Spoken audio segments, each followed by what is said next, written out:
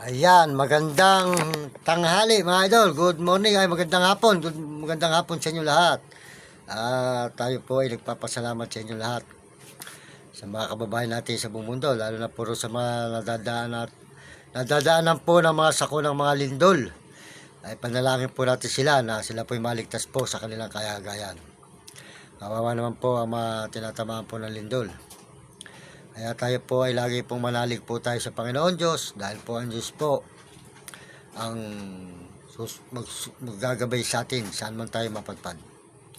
Alam po ninyo, pag tayo po lagi tatawag po sa Panginoon, ay hindi po dyan tayo pababayaan. At tulungan po nyo ang ating mga kababayan, Panginoon, mga kababayan po natin sa buong mga bansa, buong Pilipinas. Iligtas mo po sila, Panginoon Diyos, dahil kawawa po ang mga nasasawi. Kaya tayo po ay laging manalangin po sa Panginoon. So ngayon po nyo ako, Ama namin, sumasalangit ka, sambahin ang alan mo, mapasamin ang kaharian mo, sundin ang loob mo dito sa lupa para na sa langit, at bigyan mo po kami